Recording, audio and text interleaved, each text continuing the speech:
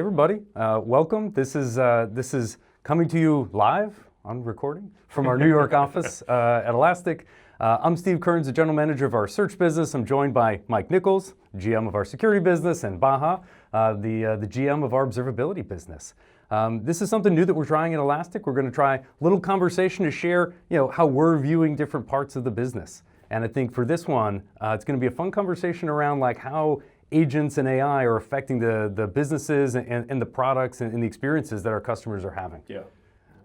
So maybe I'll get started. I think one of the fun parts for me, leading our search business, is sort of AI and the idea of using AI in any use case starts with relevance. Can I get the right information to answer the questions that the users are having? And one of the fun things for us is we launched Agent Builder. We went GA with it just a couple weeks ago. And this is that core capability, right, that enables the AI assistant-like capabilities in security and observability. But this foundational piece of technology is pretty neat because it gives you that ability to just start chatting with the data and information in the systems. And I think that core now gets to be used in a number of different places. And I think security was the first to really start leaning into some of like, how do we apply AI? You're already pitting us against each other. Yeah.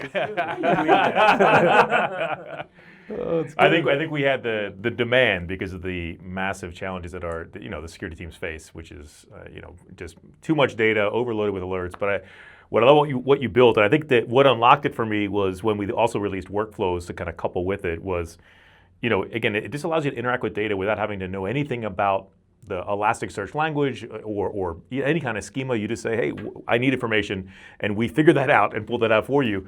And with workflows, now we can trigger that on things. So we can just automatically go get the context you need. I log in the morning, and everything I need is sitting there waiting for me when I show up. I think it's neat too because you start from going like, in your case, and actually both of you to some extent, with fully unstructured, like messy logs. Oh yeah. How do I start to make sense of that? Then how do I start to bring that into an experience that a human can just start talking to?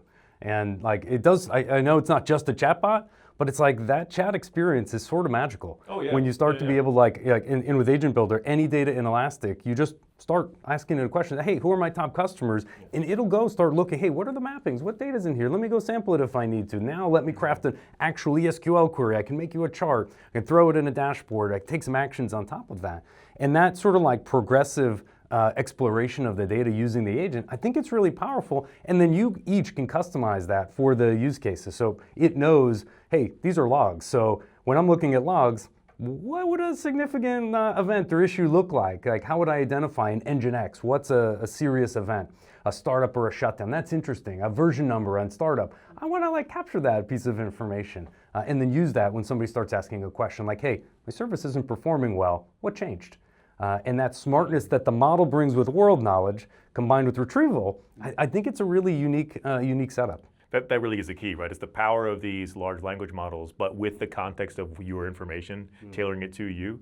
And I think, it might sound complex, but what really opened my eyes for it was when we did that hackathon last year. Yeah. We had our entire company unleashed onto, what can you do with Agent Builder and workflows? And it was not just the engineering team, but everyone. You had the sales, marketing, IT, everybody was part of this. Non-tech. Yeah, exactly. And some of the things we saw were phenomenal. And people pulling in, all those random emails you get from your school, and they had like an agentic way to figure out, what do I need what's my school lunch next week? And it would actually find it on all that unstructured mess that you get in from these notes.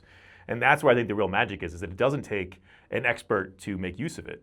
Right, I'm super glad that we have that because it helps us also to just fill the gaps we have in the investigations. So for example, I have an alert and I start investigating. I can do that myself. I can do that through a chat. I can use the context of an alert and attach, dashboard and other content to the chat itself and have an augmented agent, like a specialized agent. But the thing that also I'm excited about is for security and observability is how this is automating remediation, investigation and remediation. Yeah. So we're going through all the steps of what could be the investigation. We're going across signals. To your point, the agent knows this is logs, this is metrics, this is traces, those are CVEs, those are detections. So all of that is knowledge. You used to need a person to do that. Totally. And manually wire these things up. Many people, probably not just one. And then what's nice about it is that you immediately have a remediation to it, recommendation. And this is one of the fun things that I saw, and this is, I think, something that Elastic we've always been good at, is having just like a flexible data store, a flexible platform. So even in observability in the very early days, I remember one of my favorite examples was a telco in South America.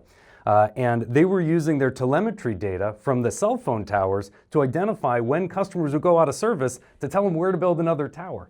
And that's not a thing that you get out of the box in like a pre-canned observability. That's not an observability. Yeah, that's what I'm saying. And so that flexibility that we have, I think, and then we saw this in our hackathon internally, the level of creativity that people can suddenly start to bring and say, hey, did you know that actually my observability data just has all of my customer interactions with all of my products? Yep. Should I use that for something? Can I ask that a question?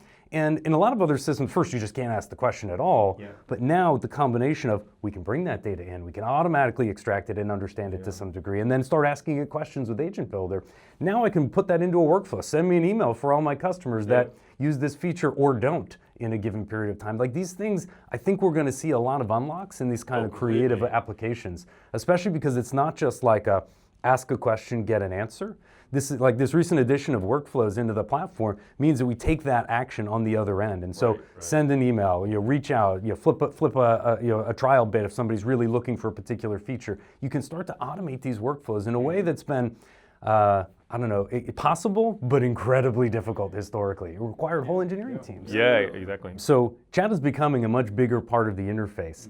At what point, or is it actually going to be chat first at some point? Like, where do you see that? Like, is security headed in that direction? What are you feeling? I have a very strong opinion on this, and I feel what I love about Elastic, first of all, is that no matter what you get, you always can go underneath it to the roots, right? So if you don't ever want to think about this, you can still use the classic experience that we have. But the big problem we face, and you face this too, but in security is a massive domain lack of people. And security, especially now with adversarial AI, more and more companies are realizing I need more help. So how do you get those companies to be protected? How do we push down out of the classical sort of enterprise into the rest of the world? And they don't want to learn, they don't have the time to learn a product, learn a language. So chat is exactly what they need. Just show me what to do. How do I stop this thing? That I think is going to be incredible. While our experts that have built these strong security operation teams, they can take advantage of that too, but they can also still go underneath it to the regular security capabilities they're used to. So we don't restrict you by adding more. It's a layer of simplicity, right? It's almost a way to encode a lot of the knowledge, like, because we're doing this, a lot of our rules, we're doing this, a lot of our response workflows and things like that. To say in the box, you actually get a lot of systemic knowledge beyond just what the model might have by default. Right. Then you add the model, then you add the context, and now you can experience that through chat. That's pretty cool. I think just generally speaking, there's going to be like a moment where a user will like to go to a chat. But then if I look at observability and the incident that could happen and the alerts that will happen that triggers something, I think the consumer of that information might be an agent first. Might already be an agent first.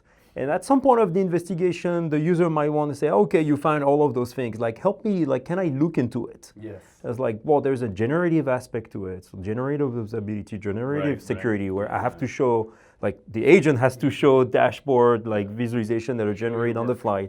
But then there is also a moment where, okay, I get it. I have my KPIs, but I also want to investigate further. And so the context of that whole investigation should be brought to that chat. So then when I'm in front of that chat, I don't have like to think about why am I going to prompt? No, you already have the context and you're helped. That's right. And I'm seeing it too. I mean, the speed at which this space is moving, the things that you can get done with chat, just asking the model to go do work with the right tools, with the right skills, with access to the right information. And that's the part I think people miss sometimes, is if you don't have the right information or you don't have access to it in the right way, a system like Elastic under it, you're going to really struggle. You'll be able to do neat things generally, but specifically to protect your environment, to observe your environment, or to build these compelling experiences, you need the right data. But I think chat's here to stay. And we'll see, the part that I'm excited about is actually to see how many more experiences can you integrate into chat, right? And so that's like, show me my SLOs, go create them for me. I don't need a SLO UI, nice thing about just go make it for me. Is that customers can do it if they want to. That's right, there's nothing holding you back. Yeah, this is great. All right. Well, this is a good first chat. Sounds like a good time. I think. Yeah. This is a good one. All right. Well, we'll be back, I'm sure, for another one. I want to talk about performance next. I think that one would be fun. Efficiency, scalability. It's a hard topic. A lot to talk about. Yes. Absolutely. All right. Thanks, everybody. Thanks for joining us.